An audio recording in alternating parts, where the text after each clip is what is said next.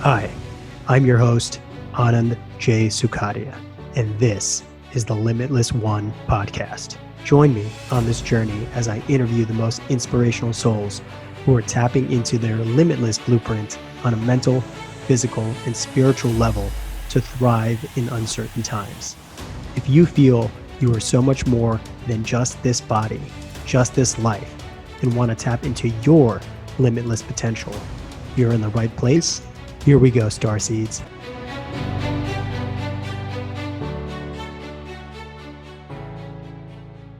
The more I interview limitless beings on this podcast, the clearer the realization that each one of my guests' darkest experience in life has propelled them to their highest calling.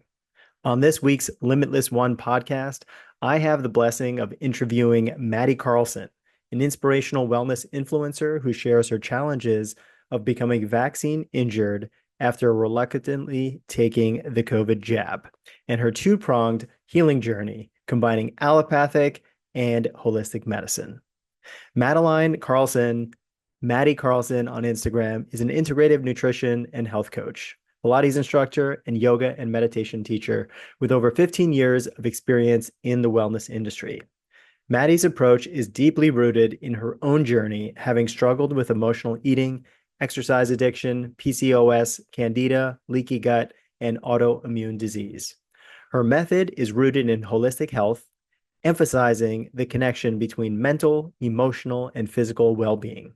Maddy is particularly known for her work in helping individuals overcome emotional eating, reducing stress, improving their relationship with food, and moving their bodies in a mindful way that gives incredible results. Her platform, Fit Body, Fresh Mind, reflects her beliefs that true health comes from nourishing the body from the inside out, both physically and mentally. Maddy is originally from Sweden, but started her wellness career in Monaco, where she spent 10 years before moving to Costa Rica. She has 2 dogs and a horse named Bill. Welcome to the Limitless One podcast, Maddy Karlsson. How are you? I'm really well. Thank you so much for having me. I'm so excited to be here today. Yeah, for sure. Just to give the audience a little bit of background on how we met. So my business, Om Life Wellness, we were following you because you just put out so much inspirational stuff. This was about 7 years ago when we first opened. And it just so happened that you're friends with a good friend of ours, Jen Gonzalez at Duty Free Colonics. And we invited both of you guys to come in, and we got to meet and we became friends, and, been following your journey ever since. And super excited to have this conversation today and, learn more about the depth of the work that you do. Thank you. I'm excited to be here. For sure. So Maddy, before we begin, can you tell us a little bit about your background?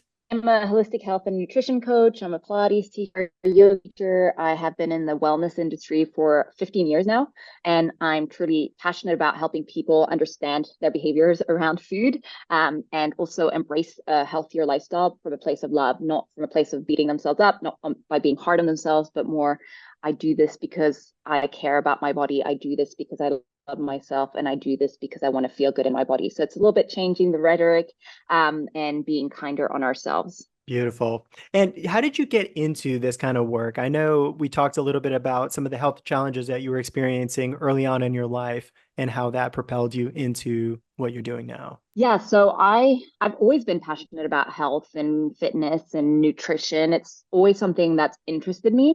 But when I was in my late teens or early 20s, I kind of went down this rabbit hole of obsessing over what I was eating, exercising way too much, putting a lot of stress on my body, to the point where I was injured, and I was just not feeling good. I was like, I'm doing all these things that I'm meant to be doing. Like, I'm literally pushing myself to the edge with all these crazy fitness fads, and I'm doing all these crazy diets, and I'm not feeling good in my body. And so I kind of had a breakdown when I was about 23, and I was diagnosed with Candida, PCOS. I had leaky gut, and I was just at a loss. I was like, what do I do now? Like, I thought I had been doing all these things that were good for me, and in the process, I've destroyed my health. So what do I do now? And from the outside, everyone was looking at me and they're like, Maddy's so disciplined. She goes to the gym twice a day. Maddy's so disciplined. Like, she's super controlling with her food. But actually, I wasn't feeling good. And so I sought help, and I worked with a holistic health practitioner that really helped me transform my relationship with food, transform my diet, and as a result, my relationship with exercise changed as well. And I stopped using exercise to punish myself and to beat myself up. The emotional eating went away. I stopped binging. I was a massive binger. And I healed my gut and I felt mentally so much better and so much more relaxed. There was a real shift in energy. And so when I realized that I could get to that in such a more mindful, caring, loving way than what I'd done before, I was like, I have to share this with the world. And so that's how I started this journey and started training as a nutrition and holistic health coach and as a Pilates teacher and then as a yoga teacher and so on. Amazing. And I love the fact that you're always traveling around the world. And it's like, you ever play that game when you're young, where in the world is Carmen Sandiego? That's that's like Maddie. It's just like every week you're in a new city. So tell us a little bit about how you've incorporated, the work that you do with your love of living in different areas. Yeah, I mean, I have lived in quite a few places. I first discovered Pilates when I was living in Australia. So when I was 19 years old, I moved to Australia. This was in, God, 96? No, no. It must have been a little bit more than that. I was years old in 96. So it was early 2000s. It was in early 2000. Pilates was not very well known yet. And I discovered Pilates was in Australia. Then I took my Pilates teacher training when I came back to Europe in Belgium. And then I retook my Pilates teacher training in Costa Rica. So I have often traveled to get really good training. I did some of the training for my Pilates as well in the US. And I created a business that's fully remote in order to continue traveling. So for the past 5 years, I've been based in Costa Rica, but I do spend quite a lot of time in Europe. And I just love traveling and seeing what people are doing in different areas of the world and learning from them. I love spending time in the south of France because it's a slower like lifestyle and the culture around food and taking the time to find the right produce and is so different anywhere else in the world, especially the US where everything's kind of more rushed. So I'm basically learning what works in different parts of the world and integrating it into my own lifestyle and then sharing it with my clients. Yeah, so you can provide the absolute best value based on the biggest perspective of Yeah. living in all these places, learning from all these amazing people. Really awesome. So let me ask you a question before we start to get really deep into this conversation. What does living a limitless life mean to you? So for me, it's freedom in all senses of the world or the word, sorry. I mean, you just asking about my travel and so on. For me, it's so important to have the freedom of my own time, to decide how I use my time, my energy, to have freedom in my work, to really focus on the things that bring me joy. That is for me a limitless life. And yeah, I think that's it. Like really focusing on things that bring me joy. What I've noticed, particularly over the last few years, is that when I am in my genius zone, then I feel energized and I feel happy and I do feel limitless. And the moment I stray away from that or I give my energy to things that don't really fulfill me, then I feel a little bit trapped and I don't feel good. So yeah, really fueling myself with my passions and what brings me the most joy. That's definitely inspiring. And, I think we're always perpetually working towards, the ultimate freedom and everything like that. So I love the fact that you were able to create, an income stream, a business, a lifestyle based on everything that you're passionate about. Because, we look around, you have people that you coach. I have a lot of clients, and unfortunately, they're living from a place of whatever job they have, they have to be in that location. And then the actions, the steps that they need to take are based around that. So it comes from a place of not being empowered rather than being, I guess, connected or tied to a certain circumstance in order to generate revenue, in order to raise their family, in order to have a life and eat and live and all these kind of Yeah. things. So what do you think it is? Like there's a separation, in terms of ideology between people who don't live empowered and people who are living empowered. What do you think that like the qualities of a person who's living empowered, resonate? Well, I think being able to feel the fear and do it anyway. Like there's been so many times in my life where I could have stayed in very comfortable situations, but it didn't feel right. And I chose to jump before I could even see that there was a net. And I think that takes a lot of courage. And I understand that it's easier for me to say this because I don't have a spouse, I don't have kids, so obviously it definitely makes it easier. But having said that, I think the fear is still a massive thing you have to overcome, because sometimes people look at me and they're like, oh, you're so lucky. And I was like, yeah, but I had to face situations that were really scary. I had to step into the unknown so many times to create this life. And I didn't know if it was going to work out or not. And I still have moments where I'm like, oh my God, what am I doing?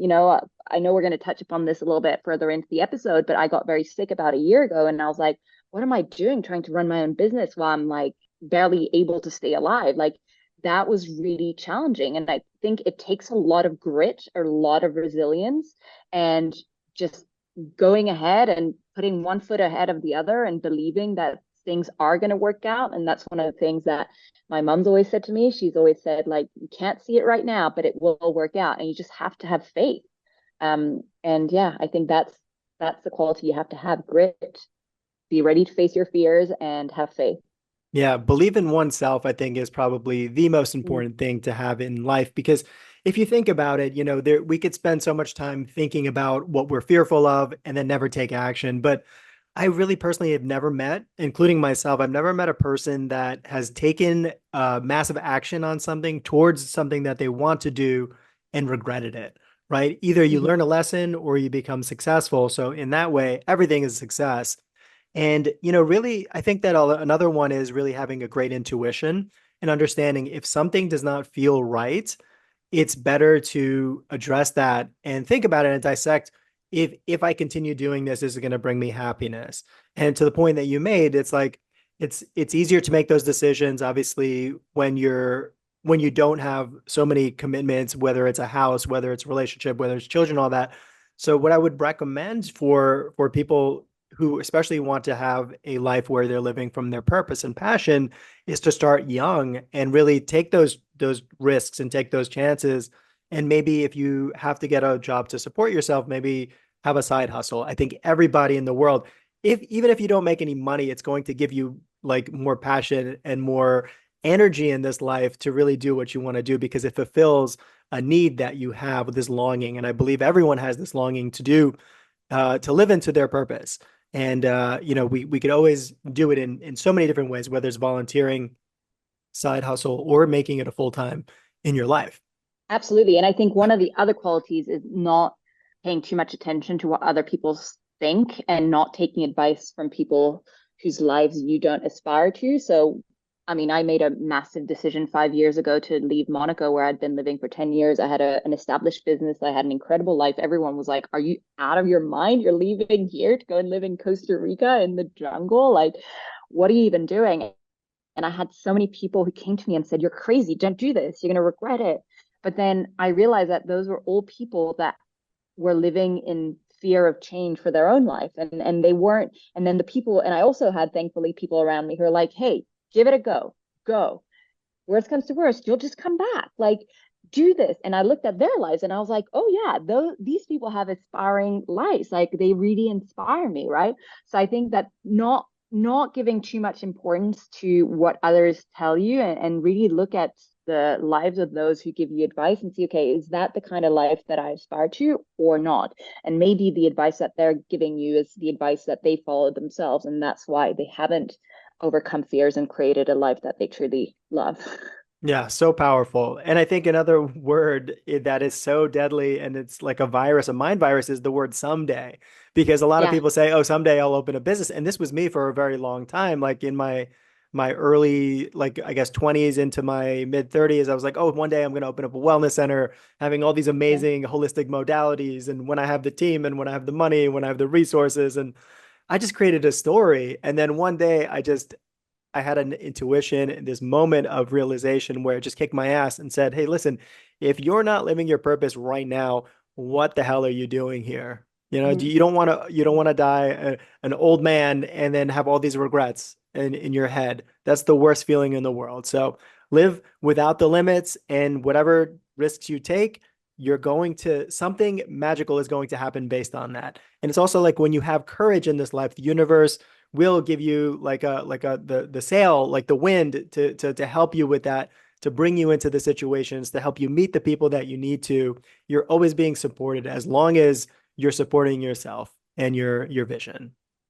Yeah, 100%. The universe rewards the brave, right? 100%.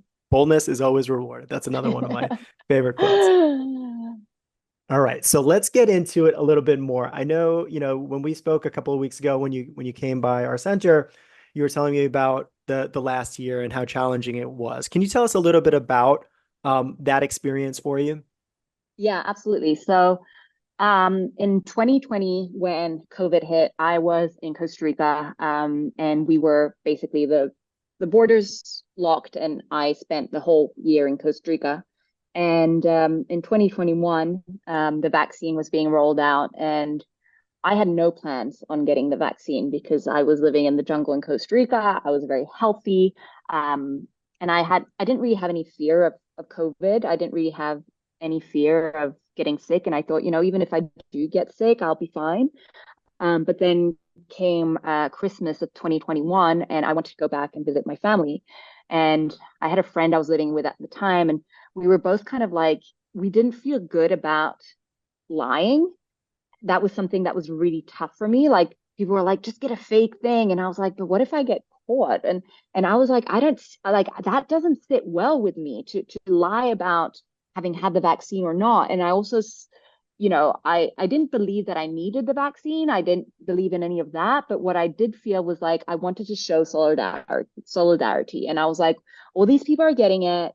I'm in super good health. I mean, everyone who knows me knows that I'm like the picture of health. I eat super healthy. I do meditation. I do yoga. Like I live in a blue zone. Like I'm full of energy. I surf. I'm like, I'm a healthy, happy person. So I was like, even if this vaccine isn't a good idea, I'm just going to do it because at least that way I can have my freedom and I can travel and I won't have this thing within me that's eating away at me, feeling like I'm gonna have to lie or I might get caught and so on. So I basically flew to the US because I couldn't get the vaccine in Costa Rica, and I flew to the US. I had the first shot, wasn't feeling good at all, but was fine. And then a few weeks later, I flew back and had my second shot. And then I flew to Europe and I spent Christmas with my family. And my dad was actually in hospice at the time. So it was really essential for me to have a proof of vaccine in order to be able to go and see him because otherwise I wouldn't have been able to go and see him.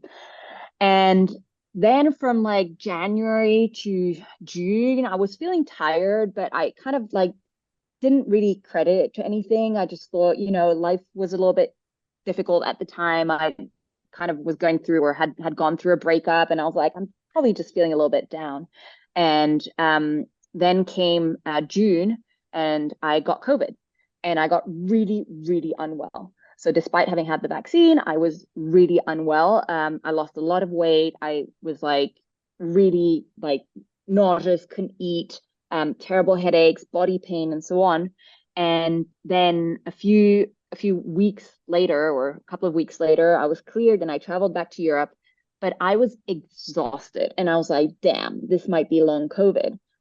Because I was feeling dizzy, I was having pain, and I was just like, and so I went and did a blood test, and the blood test came back, and the doctor's like, "Oh, you have hypothyroidism," and I was like, "What?"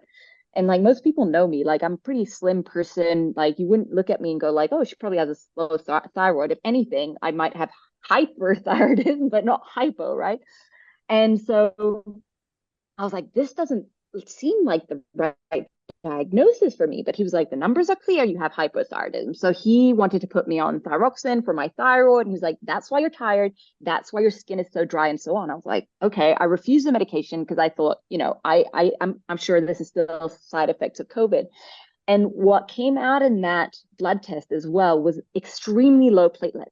And the doctor I went and saw, he was specialized in thyroid health. So I said to him, I was like, this platelet thing. So normal platelets are between 150,000 and 400,000. And my platelets were like 39,000. And below 50,000 is considered dangerous. Below 20,000 is considered critical. So I was at 39,000, which is a really long way away from normal ranges, which is 150. And he was like, oh, don't worry about that. That might be a side effect of COVID. Like, don't worry about it. Anyway, I spent all summer just exhausted. I was constipated for 5 weeks. It was awful. Like I was super bloated.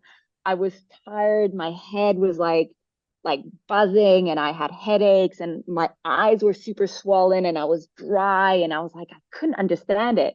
Anyway, I was like, I'm just going to do the things that I know generally work. So I was doing yoga every day. I was doing meditation every day. I was eating anti-inflammatory. I was hydrating like crazy.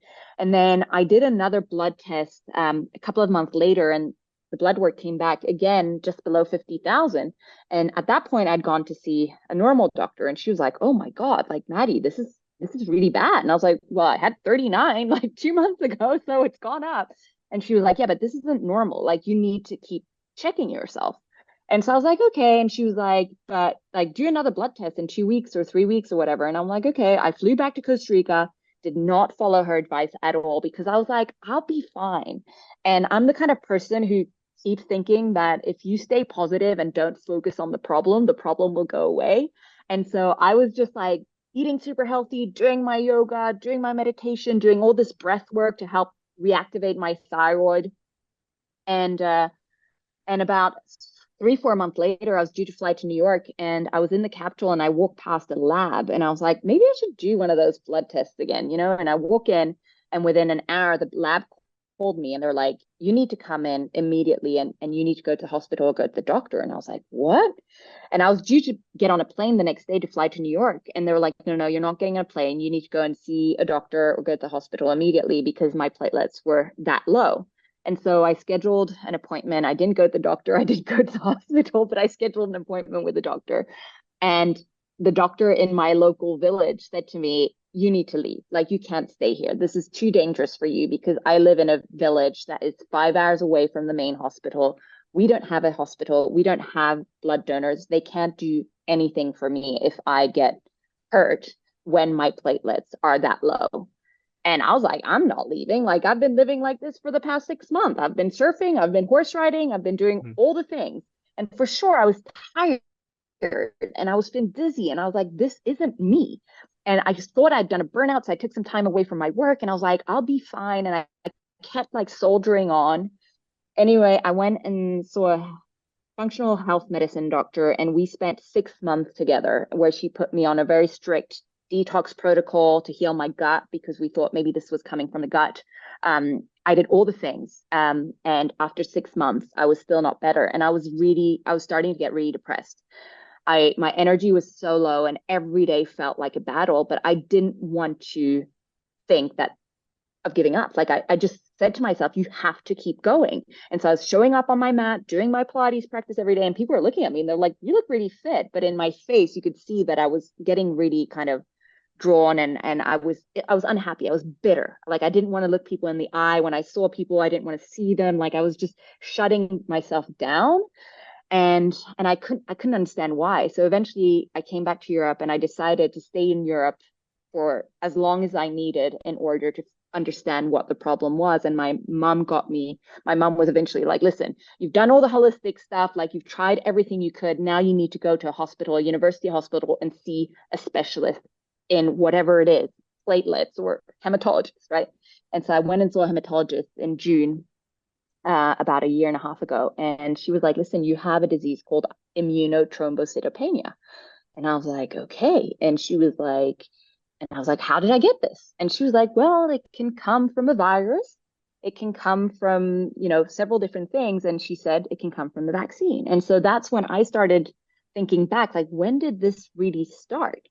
And for sure, it started after COVID, but I'm actually pretty sure it started after the vaccine because there were times in those 6 months between the vaccine and when I got COVID where I was feeling already this dizziness and this weird thing where I was like, am I burnt out? Like, what is wrong with me?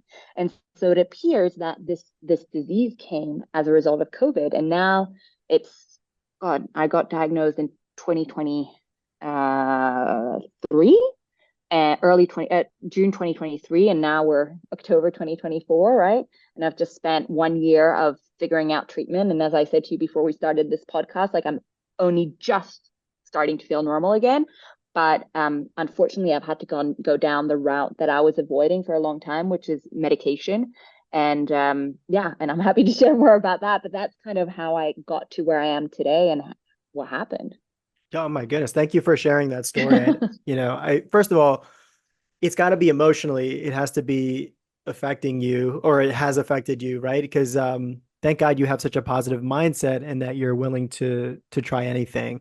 And the second part of it is like I think, allopathic medicine has a lot to be like we could be critical of allopathic medicine in so many ways, and I sure definitely shared my views on this publicly and on social media and things like that. And I come from a family of doctors, but at the same time, there is a role for allopathic medicine, and without it a lot of people wouldn't be here, and it does help a lot of people. So having your experience going through both of them, the allopathic and the holistic side, are you looking at it more working synergistically, or are you trying two different paths hoping that it will, something one of them is gonna work out better?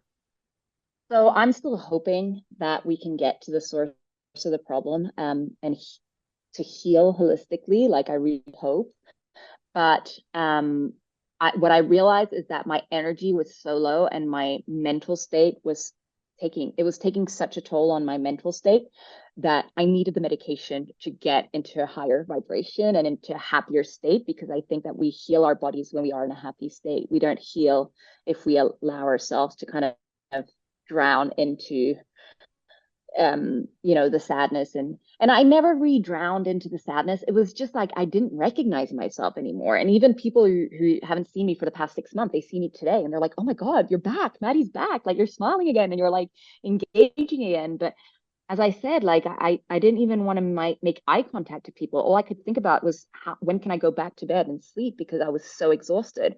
So for me, what the way I see it right now is I'm on this medication to help me um, get into a better state so that I can continue my search in a more holistic and functional way. Because also one of the things that we don't often speak about is that it's exhausting to, like, how do you call it, to advocate for your own kind of health. It's really exhausting to find the doctors, to speak to the doctors, to explain your problem to them, to go and do the test. Like, even I'm lucky, I took insurance before I moved to Costa Rica, but my treatments have been extremely expensive. I mean, we're talking in the hundred thousands of dollars, and so I've had to deal with my insurance at times, and all that has been extremely draining. And so I just needed to get back into a happier, kind of more energized place. And as I said, I'm still working with a functional health medicine doctor right now. We've just discovered a few things on a gut level that we've been working on healing that might help with my autoimmune. I've been doing the vaccine detox protocol as well. So I'm still very much hoping to find the root cause. But I'm obviously on a lot. I am on medication to help manage my platelets right now, because otherwise it wouldn't be manageable. I mean, I ended up in hospital about a bit over a year ago because it was so bad. And it's when I ended up in hospital that I said, okay, I need to accept the fact that I'm sick, and I need to accept the fact that I need to take medication, because otherwise I could literally die of this thing. Hmm. And after the medication, how are you feeling now? Like, where would you say you are compared to where you were? So I mean, my energy levels have gone from a 3 to a 9.5, I think. The worst part was, as I said, my mind, like not being able to focus. Now I get up in the morning, I'm excited to do my work.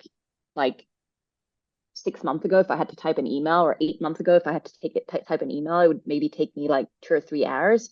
Now I'm back to normal, where I can type an email in 5, 10 minutes. I send it away, and I'm like, and also I feel a lot happier. Like I was not recognizing myself. Like I was just bitter and sad. And it wasn't that I was bitter and sad because I was telling myself it's terrible, I'm sick. It wasn't kind of a victim kind of sad. It was more like, I don't understand why life feels so difficult. I don't understand why I can't smile. I don't understand why I don't feel energized doing the things I love, and why I just don't want to socialize. I don't want to look anyone in the eye. I'm just tired and I don't want to do anything. Wow. Yeah, like we mentioned, the emotional side of it has to be so draining. So what did you do during the darkest moments emotionally just to maintain, a sense of keep going forward and to Yeah. continue and knowing that you're gonna, it's going to improve. But obviously in the midst of it, it's got to be so Yeah. difficult. Yeah. So I have had a pretty consistent Pilates and yoga practice for the past 15 years, I guess. And I've been practicing Ashtanga for about 10, 12 years. And doing that every day. So even though my body was sick and I could definitely feel like I wasn't doing well, what helped me was keeping my body strong and having the muscles. Like I was just, and it's funny because now that I'm on the medication and that my blood work is better, I've actually started building more muscle because before I was doing all the things. I was doing the Ashtanga, I was doing the Pilates, I was doing everything to keep my body strong. But I looked fine, but now I've actually started building muscle again where I have more muscle definition. I've managed to put on a little bit of weight and so on because I was doing it, but I wasn't necessarily, seeing any changes to my body, which was fine. All I wanted was to feel strong. So I think that's what helped me. I was like, people were sometimes looking at me, and I remember my mom, like the day I got sent to the hospital in the ambulance in the morning, I did a workout. She's like, "Are you out of your mind?" And I was like, "No, I need to feel strong because if I feel strong in my body, I know I'm alive and I know that I can overcome this. And it gives me so much mental strength."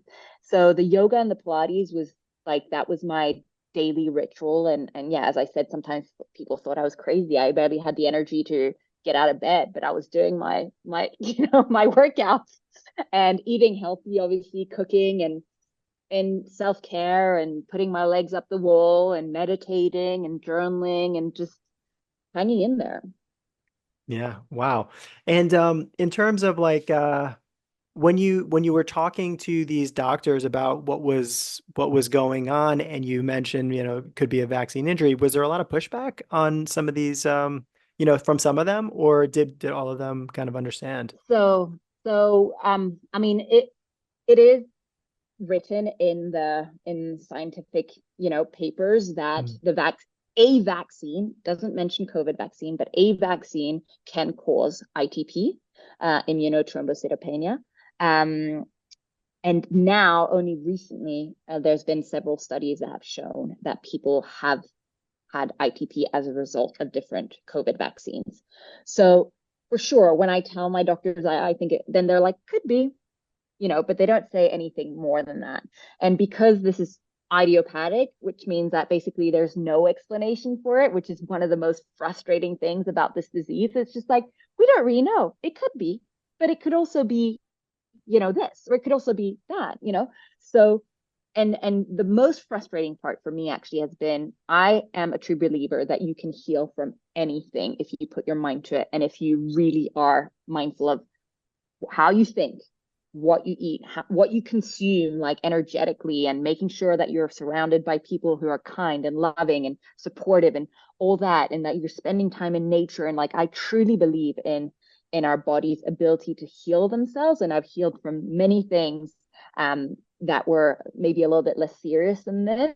And the most frustrating part has been that I haven't been able to heal from this despite doing all the things. And that was even something that I struggled with on social media because at one point when I shared that I was opting for immunotherapy, which is a treatment I did last year when I was kind of after ending up in hospital and everything, I was just like, I need to accept that I'm going to go down this medical route.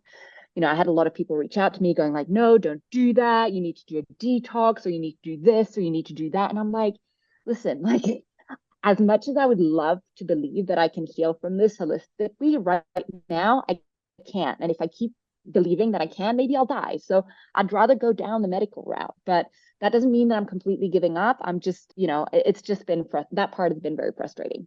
Yeah, I can imagine. I'm the same way, and I'm a big believer in holistic wellness, Yeah. and I got to see the allopathic side for a very long time. Parents are pediatricians and stuff, and any which way, I would just be like, no, I don't want that medication, I don't want that vaccine, I don't want any of it.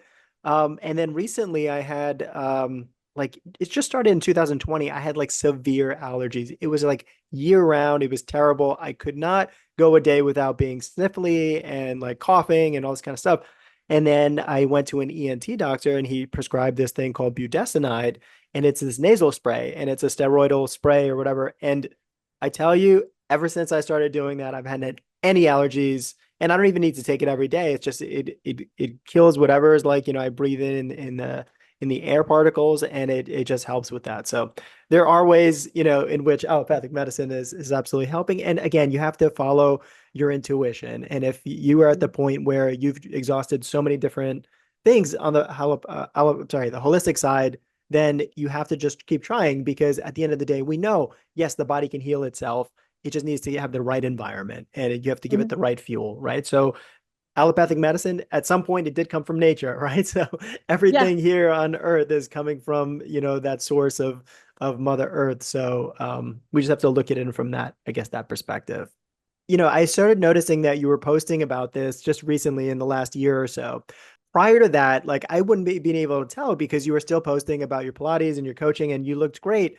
So it also just shows, I hope it is a lesson for everyone, that people can look great on the outside, but they might be struggling on the inside. So even when people come Yeah. into my center, I always treat them with love and kindness, because you never know, even if they come in with some kind of attitude or whatever, you never know what they're going through. And everybody has this individual journey. Whatever happened to them as childhood, like I try to look at them as the childhood version of themselves, because we never know the kind of pain and what it just happened to them. Maybe even that day something bad happened to them. So we always try to maintain kind of love and compassion for everyone, because yeah, you cannot just tell from person's outside as to what is going on. I love that because I think that's one of the things that has been very humbling with this experience. And I mean, when people looked at me, they were like, but you look fine. I mean, now when I look back at the pictures of myself when I was really unwell, there were times where I really looked unwell compared to how I look now. But it's true. Most people looked at me and they're like, but you're fine. Like, there's nothing wrong with you.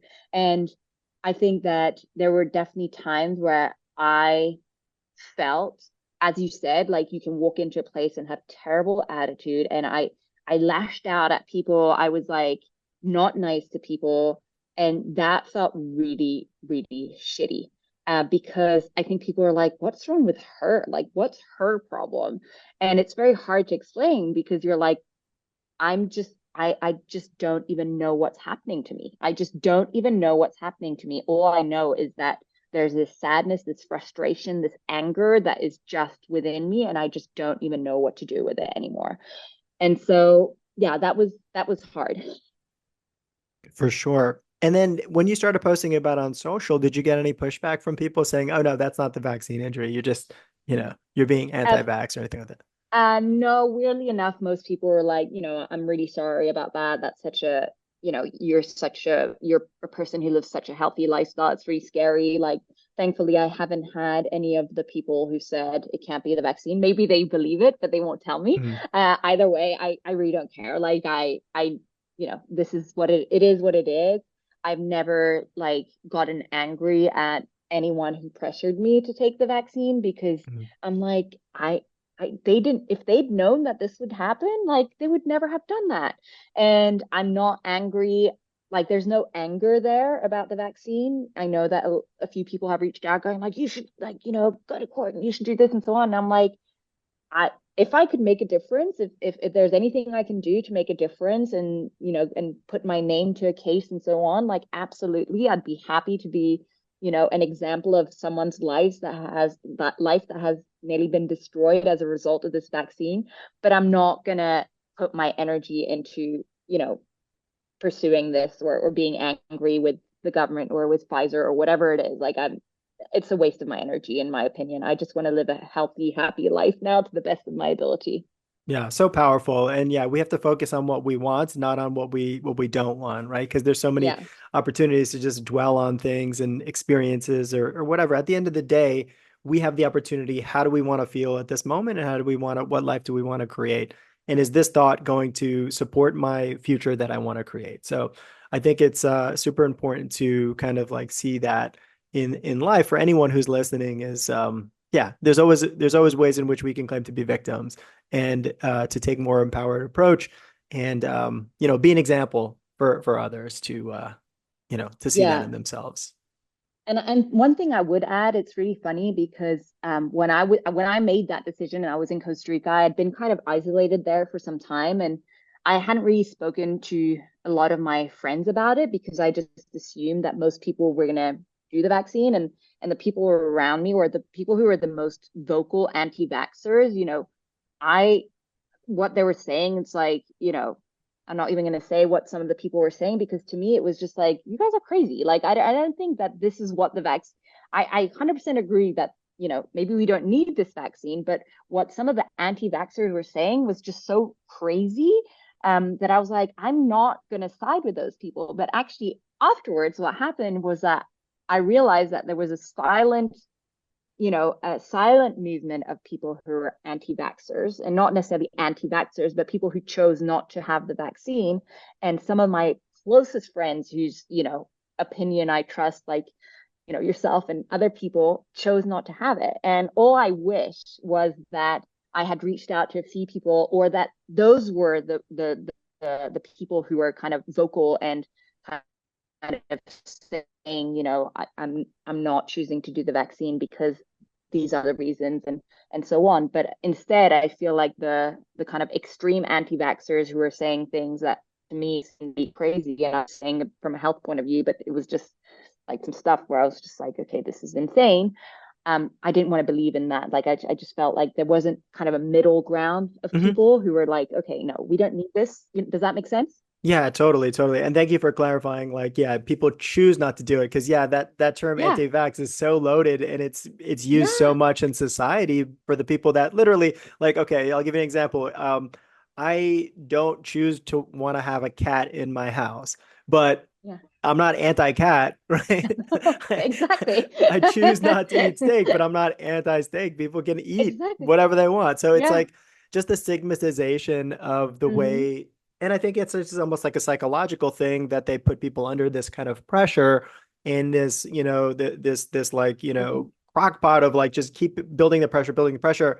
So yeah, you're not able to work if you don't do it. You can't do this, you can't do this, you can't travel, you can't go to sports games or concerts or any of that stuff. So I just initially I saw how deep the pressure was. So I was like, I took a step back and I had no intention of doing it, but it just showed me that if there's so much like pressure on people to do it, what is their incentive for getting everybody vaccinated? And that's what made me really start questioning things. And yeah, there's Hmm. absolutely like going back on it now, we can see that there was so much ill intention in terms of, just from the finances perspective. If you want to look at Hmm. anything in life that goes on in politics and whatever, it's like, what is the financial incentive for the people that are pushing this particular agenda, right? So Yeah. I saw that it was, a huge way to make money and then also kind of disrupt things, change money from the middle class to, people in power and things like that. So that's kind of like where I came from it. But what's funny is that, and not funny, it's terrible actually. So there's a lot of, where we live in I live in Jersey City, New Jersey. It's a very like people are very into allopathic medicine and believe everything that, the government tells them, and they don't think that there's any nefarious reasons or anything like Hmm. that. They would recommend that. So some of my employees got mad at me. Actually, there was one particular that like, he just was like calling me out for not making everybody do the vaccine. And, I was like, whatever people want to do, that's up to you. I'm not Yeah. involved in your medical situation. I am not going to tell you what to do or not. But he was very upset when people didn't wear masks and didn't do the vax. He was very rude to people. So it was like, it's crazy because I knew this person for 5 years and we had a very good relationship. And then all of a sudden, boom, over this one topic and a couple other Hmm. things, like he just like completely turned on me. And then he was talking about me behind my back and all this kind of stuff. So it was very interesting. But then also a lot of clientele that were coming to me for a very long time, they were also very much into, okay, yeah, like you shouldn't be speaking about not doing the vaccine or these kind of things. And then fast forward, a couple of years later, I've spoken to at least 150 to 200 people that have been severely injured that are Hmm. clients of mine that are coming in. We see over like 14,000 people so far in the couple of years that we've been open. And I have one-on-one conversations with everyone when they come in, and so many reasons why people are doing it is for the detoxing, going into the sauna or going into the Yeah. energy enhancement system that you experienced, because Yeah. they've been for, not forever, but they've been since they've taken it, it's a big impact on their life and everything, in their thinking, in their mindset, in their energy levels. And these are people that have run triathlons. These are people Yeah. that were athletes, that were such great health, pillars of health. And, unfortunately, it's affected them. Not everybody who's done it, but so many percentage. And, I'm able to communicate with so many people. So there is something to it, that is obviously disrupting the balance in the body. Absolutely. And I mean, I hate to think of this as being a conspiracy, but I hadn't taken pharmaceutical drugs since, I don't know, can I say 20 years? Like since like before I got put on this medication. And now I'm on what they say is going to be a lifelong drug that's costing about $4,000 a month. And that's outside of any emergency treatment that I need or anything like that. So I have become a huge profit center for the pharmaceutical industry. From being someone who would never really use any pharmaceuticals, now I've become a massive profit center for the pharmaceutical industry. And that to me, I'm like, was that what they had in mind? Like, I don't know. Yeah, even if let's just give them benefit of the doubt and they said they had the best intentions, they're still getting filthy rich off of it, right? So Yeah. at the very best case scenario is that, oh, there's just the money that they're making is just a side effect, that they've made Yeah. hundreds of billions of dollars. Yeah. And then even if we zoom out and just look at chronic illness in general, like, the United States spends more money on healthcare than any other country in the world. We have the most amount of, doctors, professionals working on this, scientists, cancer research, all these things. And how come with all that money, there's such little focus on nutrition? And then now, thankfully, we are having a lot of more talk about this in Congress. There was a roundtable, led by Robert F. Kennedy Jr., with a lot of health professionals that really are at the cutting edge of what they do in terms of nutrition and psychology and psychiatry and all these things. And they talk about how crazy our whole healthcare system is in the United States. And United States is one example, but I would say I use this example because it kind of like dictates policy for the rest of the world. But yeah, like the Food and Drug Administration, the people that are supposed to oversee food companies and pharmaceuticals are being funded by both. So it's like this incestuous relationship where it is so crazy. It's like, Yeah. yeah, I just can't even imagine in what way that they're incentivized to oversee and tell food companies, hey, like you're poisoning people, or companies that are chemical companies that used to make chemicals for the Vietnam War and World War II and poisoning people. Now they're in charge of our food production. It just does not make any sense. No, I 100% agree with that. It's mind-boggling. I mean, when I studied nutrition, it was so eye-opening, how simple it is actually to eat healthy and how complicated the food industry has made it for us. Not only by the complexity of the foods right now, like you walk into a supermarket, for me, about 90% of what you find in a supermarket is inedible. Like I wouldn't even call it food. And also because of the confusion around food. Like one moment you should be eating this. Oh, no, you should buy this. Oh, fortify this. Oh, no, buy that. And it's all profit driven. People who make food don't have your health in mind. They have their pockets in mind and how they can profit from you eating certain foods. And then the pharmaceutical industry is on the other end going like, yeah, and we profit from making people sick. So this is awesome.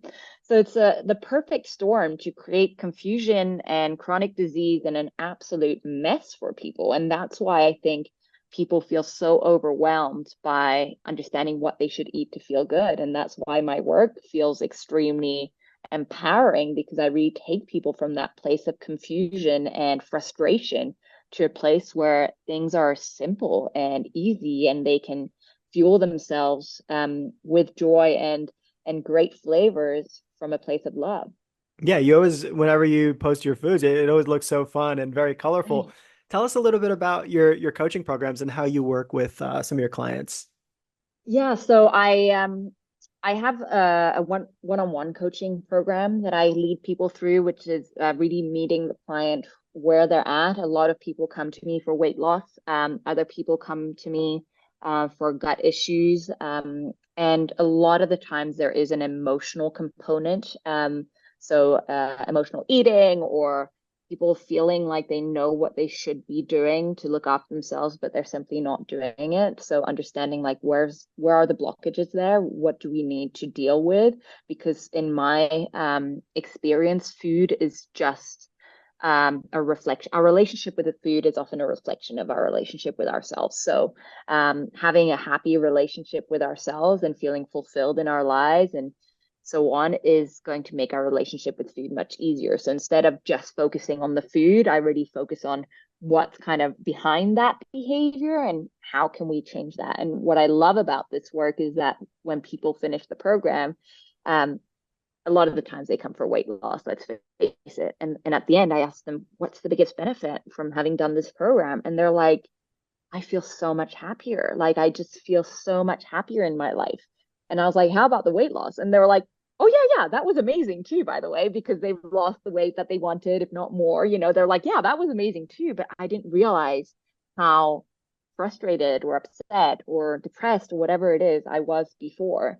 Over the years, I've worked with quite a lot of clients, and more than once I've had people who have been on mental health medication, who have worked with their psychiatrist to come off mental health medication because they realized that they didn't need it once they started eating better and looking after themselves and doing the things that bring them joy and letting go the things that were weighing them down and prioritizing their own well-being. So it's very powerful work, and I really love it. So I also have an emotional eating group coaching program, which I'm running actually right now. I like doing the emotional eating programs as part of a group because it makes people realize that they're not alone in their struggles and that they have a lot in common with other people who are emotional eaters, binge eaters, etc. And that's a 3-month program that I'm leading right now, and yeah, it's extremely gratifying to help people. And it's a lot of it is self-reflection because I always say like I'm just the one asking questions and for people to understand things about themselves because that's what healing our relationship with food and healing our relationship with ourselves about. It's self-reflection and understanding ourselves and our needs and where we're falling short of doing the things that we need in order to feel good.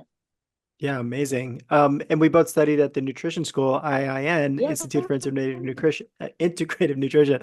And one of the big concepts they talk about is bioindividuality and Mm-hmm. understanding your entire life, your body, it's an ecosystem that has to work in symbiosis with each other.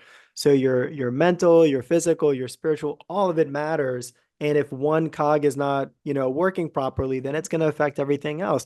Just from the perspective of if you're stressed out all the time and not happy, or have anxiety, you're producing all this cortisol. And of course, fat is going to stay on your body because your body is not processing these cortisol levels out and you're not, you're inflamed all the time. So everything works with each other, but really, yeah, it starts with the mental aspect of it. And Mm-hmm. I love the fact that you go so deep with clients because, yeah, there's coaches out there. Oh, yeah, you could, book a session with me for, a couple sessions and everything will be okay. But no, it takes a lot of time and effort and change. And it really starts with the person who wants to make the changes. You have to Mm-hmm. want to change your body and change your life in order to make that happen. Nobody else is going to do it for you. So having you empower them or give them the feeling that they can be empowered is so important part of that journey. Yeah, absolutely. And I think that's one of the most beautiful things when people take action in feeling better, to feel better in their bodies. What they realize is that they feel so empowered that then the next thing you know, like I've had people who are like, oh, and then I changed careers, and then I met the love of my life, and then I moved to another country, and I built a house, so I started a business. Like, it's that empowerment part that once you have it in one area of your life, you just translate it to all other areas, and then people start flourishing, and it's amazing. Awesome. And is your Pilates coaching, is that congruent with the health coaching or is that separate? So I have a separate program which is a kind of a membership platform called Fit Body Fresh Mind, which gives people Pilates, yoga, mindfulness, and recipes. So basically, it's all the tools that I use for people who want to do it on their own. It doesn't include the coaching. When I take on coaching clients, they get to use the toolbox, they get to use the platform. And a lot of the times, what happens is that once they finish the coaching program, they continue as members of Fit Body Fresh Mind. Or then I have other people who are like, I just want to do your workout because I love them. They make me feel strong and they don't cause stress. And I feel so much more relaxed and happy in my body. So then they just go on and do that. And they start doing the recipes and they achieve incredible changes on their own as well. So it really depends on the type of person. Amazing. And if anybody wants to work with you who is listening, what is the best way to get in touch with you? Probably on Instagram, or send me an email. Both are on my Instagram, Maddy Karlsson with a K. I guess you'll probably share that in the show notes. So Absolutely. yeah, you're always welcome to shoot me a message. And then Jenny, what I do is I jump on a call with the person to, get to know what they're dealing with and to see if we click, because I think that's important as well. It's important to work with people that you feel are ready for the support that you want to provide them with, and for that person to feel like I am the right person to support them, that there's an element of trust and connection that's really important. Incredible. So, Maddie, let me ask you a question. Why do you think you came here to planet Earth as Maddy Karlsson, and what did you want to experience? I think I came here to planet Earth to experience the struggles of not feeling good in my body and my mind in order to learn how to feel amazing, basically. So even this last, disease or challenge that I've been handed, made me realize, like, okay, you're not doing this just for yourself. You're doing this so that you can connect with how terrible it feels to not feel good in your body, and to fight and to realize, like, what is it that's going to make me feel better, because then you'll be able to share that. And I think that because of myself experienced struggles with, emotional eating, binge eating, and then this autoimmune disease and gut issues and all these things, um, it's what enables me to connect with people who are in these situations. And if I hadn't experienced it, then I don't think I would have that type of depth in my practice and in my work. Incredible. Because, the reason I ask is because I see the common thread amongst all my guests and pretty much anyone who's living in purpose that I talk to is that sometimes the greatest pain points or perceived pain Mm-hmm. points that we have in life are actually the propellant to help you live your passion. And then not just help yourself, but also help other people. And I think those are the people that are most fulfilled because when you're on this journey and you're just doing everything for yourself, there's not really a lot of, I guess, like the feeling is not the same as if you share that with others. So everything I do, I experience, I enjoy, I want to share it with the world and share it with as many people as I can because my happiness is also even more enhanced when other people are happy. And when we start helping other people getting to their happiness place, then everybody be happier. And then that karma is like kind of returned. So we're creating this perpetual motion machine as we light each other up and support one another in this life. Yes, I agree. I'm so grateful to be able to do this kind of work. And even though it's been hard in the past year, I know that this has all happened for a reason, and that it makes me a better practitioner and a better coach. Amazing. And what role, if any, does God play in your life? And what does God mean to you? Yeah, I guess I do believe in a higher power. It's funny, I was just having this conversation with a friend the other day. I know that there's someone up there who has my back, and who I can ask for guidance. I don't necessarily believe that it's God as we picture him in a church or something like that. But I know that there is definitely, and also that there's a connection to that person, and that we are in a way all connected together. Um, yeah, I think that's my belief, and that sometimes we are put through these kind of difficult things happen, not, you know, to feel sorry for ourselves, but that for somehow to redirect us, or to help us see things that we wouldn't otherwise see. Yeah, I think there's this. unseen power and this force that's generating all of it for us. And I truly believe Yeah. everything we go through is perfectly aligned. The universe is working in our favors, and this life is a beautiful experience. The people that we meet, the experiences that we have, the friendships that we make, and all of it is just like, if you look back and you look at your life, it's like you're perfectly great where you are right Mhm. now. And in order to get to this place, every decision you made was the perfect decision for you to be right here, right now. 100%. And I think that's one of the biggest lessons over the past year is to surrender and trust, because I could have wasted a lot of energy going, why is this happening to me? And why is this? And I shouldn't have done that. And I wish I hadn't. But instead, I was like, everything's happening for a reason. And I just need to trust that whatever happens is what's meant to happen. I can't, there's some things you just can't control, but you can control how you deal with them. And so I'm proud of myself in a way that I managed to kind of like surrender and not fight and not well, fight in certain ways, but not kind of resist my reality. Let's put it that way.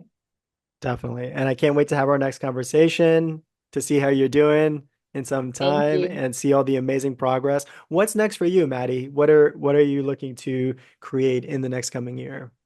I think I want to go back to hosting retreats. I stopped that. I didn't do any retreats this year because last year when I was due to host a retreat, which I actually did pull off, but I was in hospital like literally 10 days before the retreat. And they were like, you're not going anywhere. And I'm like, I'm going to Costa Rica to host a retreat. And they're like, okay, so I had to have some emergency treatment. And I was like, I don't think I want to do that again. I want to get to a place where I'm fully stable and that I know that I'll be able to show up. So I I do want to go back to hosting retreats. And yeah, I just want to keep traveling and keep exploring, keep learning new things. I think that's kind of, and really enjoying life. Like the past 2 years have been really heavy. I mean, I share the things about my autoimmune disease, but I also had a car accident. I have a horse that is very close to my heart, and he had a tragic accident where we thought he was going to die. So it's just been a really heavy year on top of everything else that I was dealing with. So right now, my only motto is like pleasure and enjoying myself, and squeezing all the juice out of life that I can get, and not thinking too much about the future, but just being truly present. That's the name of the game, being in the present moment. That's the perfect Yeah. way to sum up this conversation. I want to thank you, Maddie, so much for coming on. It was so great talking to you and catching up.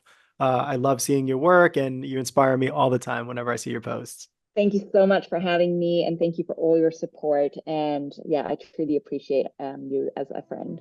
Thank you.